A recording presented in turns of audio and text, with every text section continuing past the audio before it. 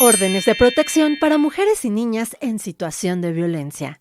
7 recomendaciones para su emisión eficaz desde el Poder Judicial.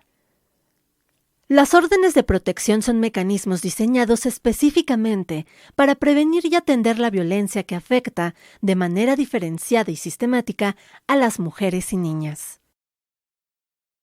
Para que las órdenes de protección respondan de manera ágil y focalizada a la violencia de género, es importante que incorporemos los siguientes criterios y estándares en nuestra labor judicial.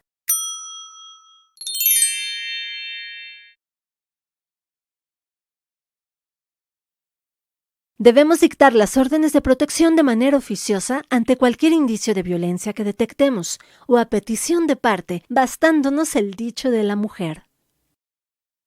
Nada debe atrasar o condicionar la emisión de las órdenes de protección. Tenemos que emitirlas inmediatamente y evitar todo trámite o requisito que retarde la actuación judicial.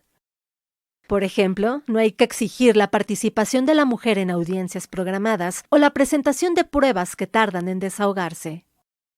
Tampoco debemos imponer como condición para otorgar las órdenes el que la mujer presente una denuncia o demanda, ya que podemos dictarlas de manera autónoma sin que la mujer deba iniciar un proceso judicial.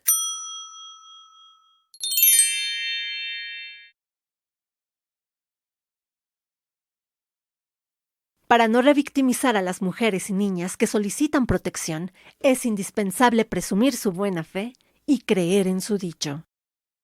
Esto implica alejarnos del prejuicio de que las mujeres mienten o exageran sobre la violencia, piden las órdenes solo para perjudicar a sus parejas o se imaginan en peligro, pero la situación no es tan grave ni urgente porque su vida no está en riesgo.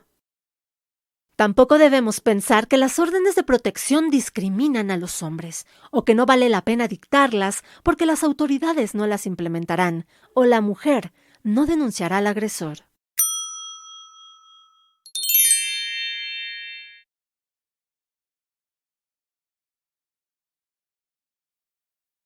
Para determinar el tipo, la intensidad y la vigencia de las órdenes de protección, debemos valorar el riesgo tomando en consideración las características de la violencia, la situación de vulnerabilidad de la mujer y el peligro que el agresor representa para ella. En particular, tenemos que identificar el tipo de violencia, el ámbito en el que ocurre, la frecuencia con la que se presenta, las agresiones previas, los factores que pueden provocarla y los daños que ha causado en los derechos de la mujer o niña.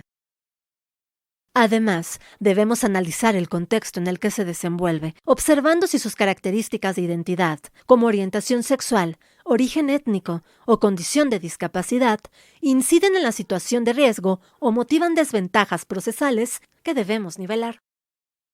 También tenemos que examinar las características del generador de violencia. Por ejemplo, si consume alcohol o drogas, cuenta con antecedentes penales, tiene acceso a armas de fuego, ha amenazado o espiado a la mujer, etc.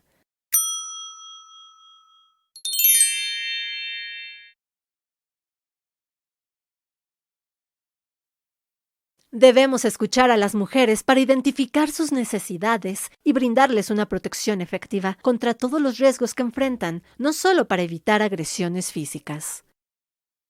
De hecho, en una misma actuación podemos prevenir de manera integral los distintos tipos de violencia que viven, a través de la combinación de órdenes de emergencia, preventivas o civiles.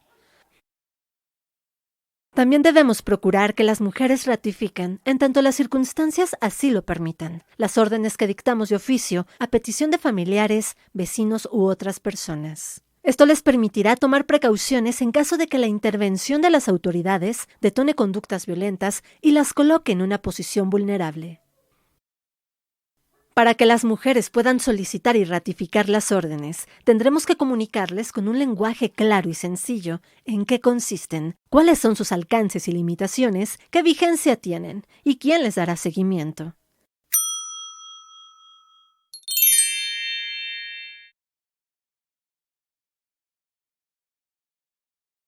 En primer lugar, debemos considerar que las mujeres y niñas no tienen que probar su pertenencia a un pueblo indígena, pues basta con la autoadscripción. Tampoco hay que actuar con base en estereotipos paternalistas o racistas. Por ejemplo, asumiendo que la violencia contra una joven indígena se debe a que pertenece a una cultura atrasada o salvaje. Por el contrario, tenemos que analizar las condiciones de exclusión social que enfrentan y valorar si se requieren adecuaciones procesales para que puedan disfrutar de la protección judicial. En especial, tenemos que garantizarles el derecho a un traductor o intérprete para que conozcan el contenido y alcance de las órdenes y contemplar la posibilidad de coordinarnos con sus autoridades comunitarias para implementarlas.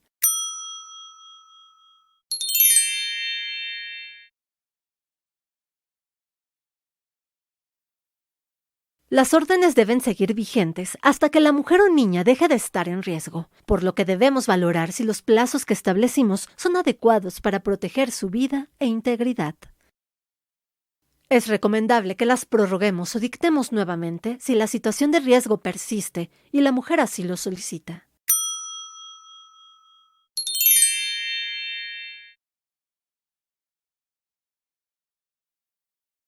Para dar seguimiento a las órdenes de protección, es indispensable establecer los lineamientos mínimos que cada autoridad tendrá que cumplir para implementarlas adecuadamente. Podemos solicitar a las autoridades reportes o informes periódicos para evaluar cómo han ejecutado las órdenes y determinar si el riesgo ha desaparecido o tenemos que prorrogar o dictar nuevas medidas. A su vez, podemos procurar el cumplimiento de las órdenes utilizando medidas de apremio y, una vez agotadas, dando vista al Ministerio Público para que inicie una investigación contra el agresor por incumplimiento a un mandato judicial o contra el servidor público por abuso de autoridad. Por la co-creación de una justicia feminista y con enfoque preventivo, participativo e incluyente. Agradecemos a las organizaciones civiles y a los poderes judiciales de Puebla, Oaxaca, Yucatán, Jalisco y Coahuila por la construcción colectiva de criterios de actuación basados en las experiencias de las mujeres.